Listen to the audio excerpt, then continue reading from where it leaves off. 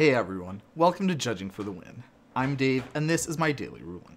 Amy plays Shardless Agent and cascades into Village Rites. Does she have to sacrifice a creature to cast it? Okay, so to get a good answer to this question, we'll have to take a close look at costs. Anytime you want to cast a spell, you need to pay for it. But how much?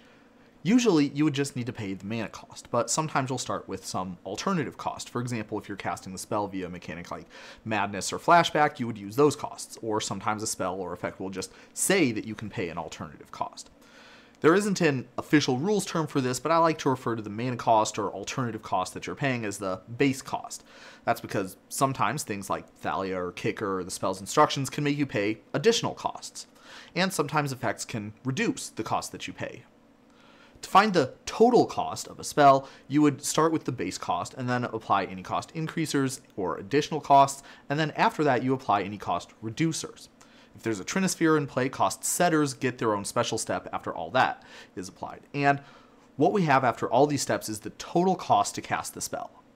Now that we have that set, let's take a look at what we know about costs and apply that to the question from the original problem statement.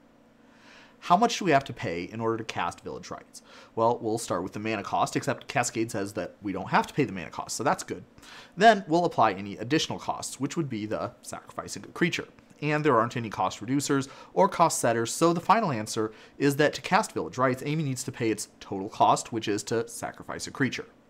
So her choices if she cascades into a Village Rites would be to cast it by sacrificing a creature, or decline to cast it, in which case it would go to the bottom of her library with all the other cards that she cascaded into.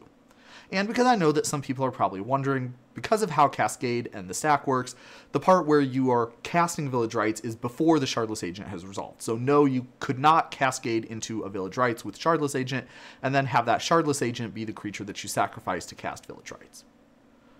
What if Amy also controlled Thalia? Well, then the base cost would be increased by the Thalia tax in addition to the Village Rites additional cost. So the total cost would be 1 mana and sacrificing a creature in that case. Unfortunately, the part where the cost gets calculated and locked in happens before any of the costs are paid, so it is not possible for Amy to sacrifice the Thalia in time to get out of paying the additional 1. Just like in real life, it seems you always have to pay your taxes. Okay, so I can already hear some people starting to complain. Hey David, I thought this was supposed to be Thunder Junction week. Where's the new cards? And okay, that's fair, you're right. So here's a challenge question to test your understanding. Amy casts Shardless Agent and cascades into Metamorphic Blast. Can she cast it?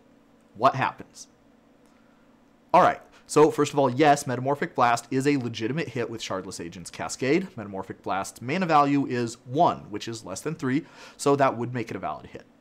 When you're casting a spree spell, you choose one or more of the additional costs to pay. Cascade doesn't do anything that would change how any of that works, so Amy could choose either one of those modes, or both. Let's say that she chooses both. Who doesn't like getting full value?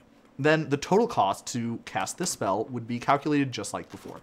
We would start off with a bill of nothing, and then add in the additional cost of 4 mana, and that's the total cost that Amy would pay to cast Metamorphic Blast in this case.